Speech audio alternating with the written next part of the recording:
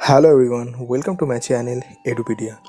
তো থাম্বনেল দেখে তোমরা বুঝতেই পেরে গেছো যে আমরা আজকে কী নিয়ে আলোচনা করবো। তোমরা অনেকেই আমাকে জিজ্ঞেস করছিলে যে ডাব্লিউবিপিএসসির যে ক্লার্কশিপের রেজাল্টের নিয়ে কোনো যদি আপডেট থাকে সেটা দেওয়ার জন্য।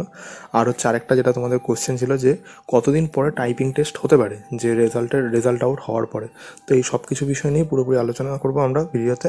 তো তার আগে হচ্ছে তোমাদের একটা কথা জানিয়ে রাখি, যারা যারা নতুন দেখছো চ্যানেলে, আমি নিত্য নতুন সরকারি এবং বেসরকারি চাকরি রিলেটেড আপডেট এখানে দিয়ে থাকি চ্যানেলে। তো যারা যারা ইন্টারেস্টেড তারা চ্যানেলটিকে সাবস্ক্রাইব করতে পারো। আর হচ্ছে রাজ্যের বিভিন্ন প্রকল্প বলো, তারপরে হচ্ছে বিভিন্ন রিক্রুটমেন্ট প্রসেসের অনগোয়িং প্রসেসের ডিটেলসের ব্যাপারেও অনেক কিছু আলোচনা করে থাকি ভিডিওতে। তো ইন্টারেস্টেড থাকলে সাবস্ক্রাইব করো। আর আমার না, শুধু পুরো বেঙ্গলি ইউটিউব কমিউনিটিকে সাপোর্ট করো। আমরা তোমাদের ভবিষ্যতেও ভালোভাবে যতটা পারি নিজেদের সাধ্যমতো উপকার করার চেষ্টা করব।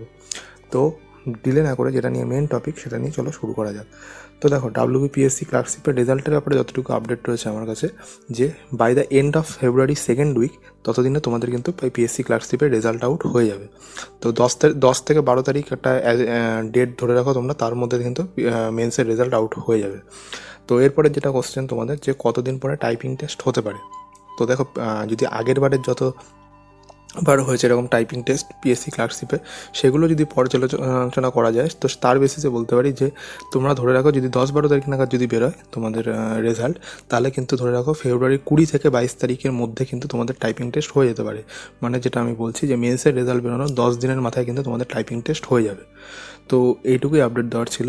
যদি ভিডিওটি ভালো লাগে লাইক করো, কোনো ফিডব্যাক থাকলে বা যদি কিছু জানার থাকে বা এনিথিং তোমরা কমেন্ট করে জানাতে পারো। তো থ্যাংক ইউ ভিডিওটি দেখার জন্য।